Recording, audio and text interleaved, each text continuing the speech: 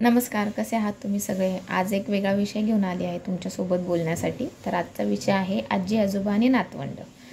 तर आत्ताच्या हल्लीच्या पिढीत असं दिसतंय की आजी आजोबा अक्षरशः त्यांच्या नातवंडांना घाबरून राहतात किंवा मग त्यांचे अति लाड करताना दिसत आहेत किंवा त्यांना अजिबातही दुखवताना दिसत नाही आहेत किंवा मग ते म्हणतील त्या पद्धतीने वागवतात किंवा ती नातवंड जी आहेत ते आपल्या आजी आजोबांना आपल्याच तालावर नाचवतात.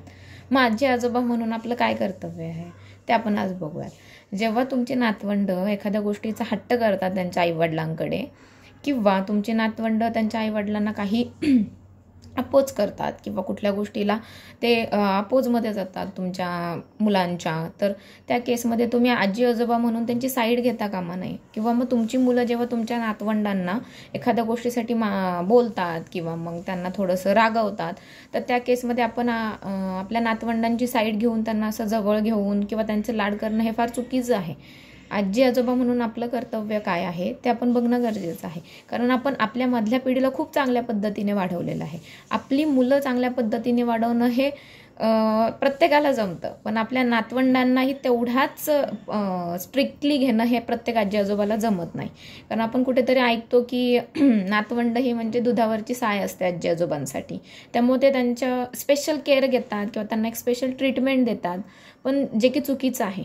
ज्यावेळेस आईवडील मुलाला एखादी गोष्ट चुकल्यानंतर ओरडतात, रागवतात, बोलतात, तर त्यावेळेस जर ते मूल निराश होत असेल तर आजी आजोबांनी त्यांचा लाड करणं हे चुकीचं आहे. त्यांनी त्याला एक वेगळं घेऊन एकट्यात सांगणं गरजेचं आहे की तू काल ही गोष्ट चुकीची केलीस किंवा तुझी आई तुझ्यासाठी दिवसभर राबते आणि आजच्या स्त्रिया तर बाहेर जाऊन काम करतात, तुझी मम्मी बाहेर काम करते, इथे येऊन तुला ही गोष्ट बनवून घालते, तर ती एवढ्या प्रेमाने तुझ्यासाठी करते, तर ती तू खाल्ली पाहिजेस, कधी ॲडजस्टमेंट केली पाहिजे. प्रत्येकच वेळेस तुझ्या मनासारखं होणार नाही.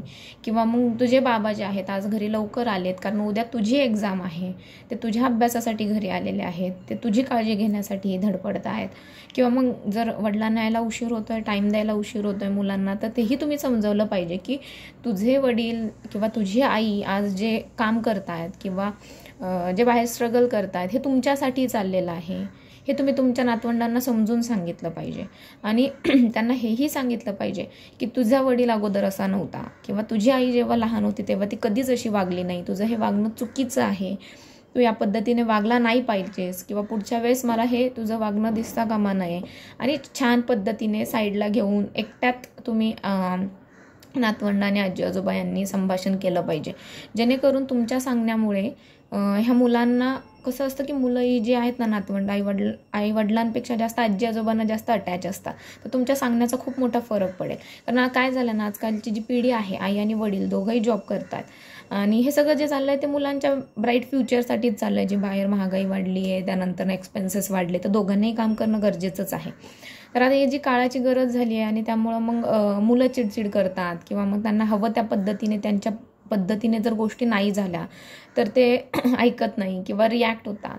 तर या केसमध्ये आजी आजोबांनी जर हा तोल सांभाळला तर चांगलं होईल. कारण आत्ता ह्या सिच्युएशनला आईवडील जे आहेत ते त्यांची मुलं वाढवण्यासाठी फार धडपडत आहेत आणि त्यांची ही धडपड चालू असताना आजी आजोबांचा हा रोल किंवा हा स्टँड असणं खूप जास्त गरजेचं आहे. कारण मुलं सांभाळणं आणि जॉब करणं ह्या दोन्ही गोष्टी फार अवघड होऊन बसलेल्या आहेत आणि याच्यात त्या चिमुरड्यांचेही हाल होतात. त्यामुळे आजी आजोबांनी फक्त मुलं सांभाळणं, आई वडील घरी नसताना किंवा त्यांचे लाड पुरवणं हेच त्यांचं काम नाही आहे. तर त्यांचं काम हेही असावं की त्या मुलाला वेळोवेळी पदोपदी जिथं तो चुकतोय तिथं ते समजावून सांगणं किंवा त्यांची मुलं जर मुलांना टाईम देण्यात कुठे कमी पडत आहेत तर त्यांच्याही मुलांना समजून सांगणं की तू आता तुझ्या मुलाला टाईम देणं गरजेचं आहे. आणि मुलांनाही एखाद्या वेळेस समजून सांगणं गरजेचं आहे नातवांना की बाबा आई वडील जॉब करतायत तर ते तुझ्यासाठीच करतायत, ते तुझ्यासाठी एवढे कष्ट घेत आहेत, तुझ्यावर त्यांचं खूप प्रेम आहे, ते तुझ्यासाठी तुझी केअर करतात, तुला सगळ्या चांगल्या गोष्टी मिळाव्यात यासाठी ती दोघं जण धडपडत आहेत. तर या पद्धतीने काय होईल ना की आईवडिलांचं जे आहे बॉन्डिंग आपल्या तेही चांगलं होईल आणि आजी नातवाचं तर आहेच ऑलरेडी बॉन्डिंग चांगलं, पण आपल्या घरातली जी लहान मुलं आणि त्यांच्या आईवडील यांचं बॉन्डिंग स्ट्रॉंग करण्यासाठी त्या घरातील आजी आजोबांचा रोल फार महत्त्वाचा आहे. आजी आजोबा म्हणजे नातवंड सांभाळण्यासाठी असणारा व्यक्ती मुळीच नाही आहे किंवा त्यांची हट्ट पुरवणारा व्यक्ती मुळीच नाही आहे. आजी आजोबा म्हणजे लहान मुलांना त्यांच्यावर होणारे संस्कार, त्यानंतर त्यांच्यावर लागणारी शिस्त शिकवणारा व्यक्ती आहे आणि त्यांनी तो स्टँड घेतला पाहिजे. अगोदरच्या काळात असं होतं की आजी आजोबा तर आईवडिलांपेक्षा जास्त मारायचं आहे आम्हाला, पण आत्ताचे आजी आजोबा लिटरली आमचे सुद्धा घरातील जे आजी आजोबा असतील अद्वैतचे, ते सुद्धा असं होतं की त्याचे किती लाड करू आणि किती नाही. आणि बऱ्याचदा असं होतं की तो पुण्याला असतो आणि त्यानंतर मग आजोळी गेल्यानंतर त्यांना असं होतं की दोन्हीकडचे आजी आजोबा की त्याचा किती लाड करू किंवा मग त्याला काही बोलायलाच नको. तर हे लिटरली चुकीचं आहे. आजी आजोबाचा स्टँड जो आहे तो एकदम असा स्ट्रॉंग असला पाहिजे आणि त्याच्यामुळे त्यांच्या मुलांना म्हणजे आम्हासारख्या वर्किंग लोकांना त्याचा आधार वाटला पाहिजे. कशी वाटली आजची माहिती मला नक्की कळवा. आवडले असल्यास लाईक करा, कमेंट करा, शेअर करा आणि आपल्या चॅनलला सबस्क्राईब करायला विसरू नका. भेटूया नेक्स्ट व्हिडिओमध्ये आणि तोपर्यंत बाय बाय.